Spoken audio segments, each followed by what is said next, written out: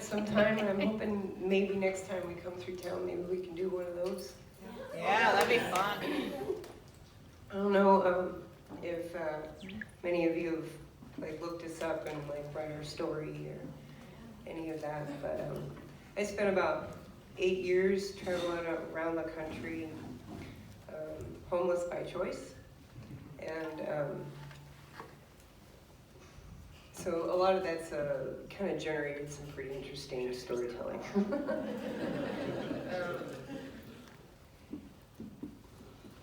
I was trying to think of a story I could tell you right now. I think I got one.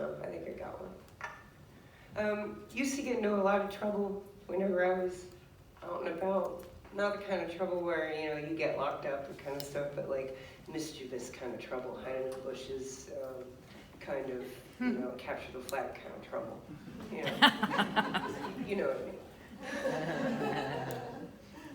In Memphis, I used to take this train line. I used to hop freight, and I would take this train line between Nashville, Tennessee, and Memphis pretty consistently. And you would think that it would be really easy to get from point A to point B.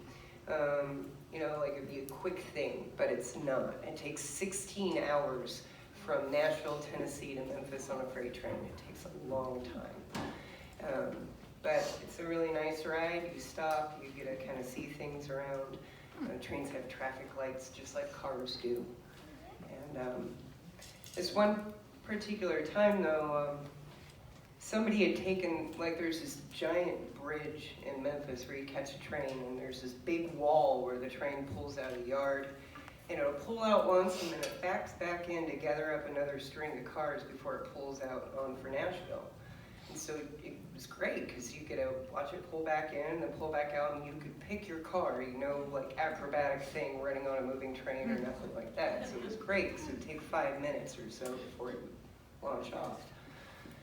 But underneath this bridge where we would wait for the train, somebody had brought a really, really nice leather, pleather couch under there. There's this huge, fire pit, and we're all hanging out on this couch. And up the street, there's this really sweet church that would give folks bag lunches, and so we ran up to the church, and we got our little sack lunches and our juice boxes, and we sat there waiting on the train, and we lugged this couch to the edge of the tracks. We sat there waiting with this couch to the edge of the tracks. And the train pulls out, pulls back in, pulls out again, and then there are 4 of us grabbing this really heavy couch and lugging it onto this boxcar. Lo and behold, here we are going down the tracks in style on a really nice leather couch. And we made jokes about bringing an end table and a desk lamp next time. When we got off in Nashville, there's this, I would watch for this playground as my key to start watching when to get off the train. We pull up underneath, there's this rail yard right in downtown Nashville, and next to the tracks is all these bushes, kind of like a hobo jungle. And in the hobo jungle, you would find all this kind of, all sorts of treasures from way back before, hobos had sat in those very woods, in the teens and 20s, waiting on trains, and that exact same spot. And so for me, it was like a piece of history. And, so we got to take our couch there now.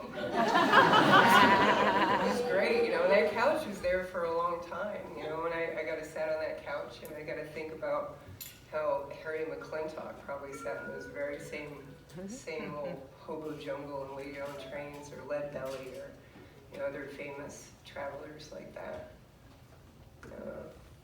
I hope you guys catch us for one of our storytelling nights. I hope we could do that next time we come up.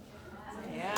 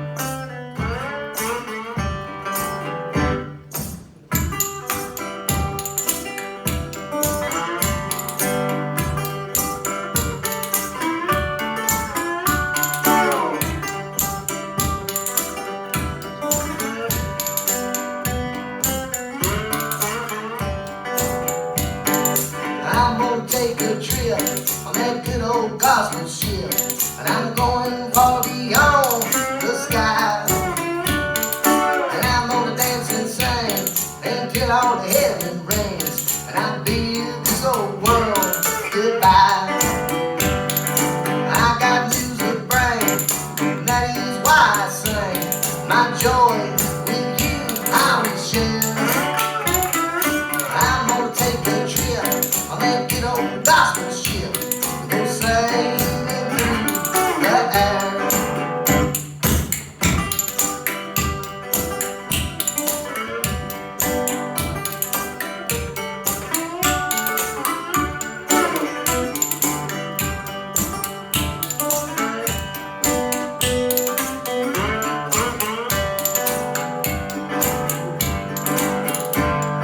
I can hardly wait, and I know I won't be late.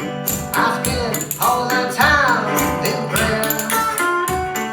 I'm gonna take a trip on that good old gospel ship.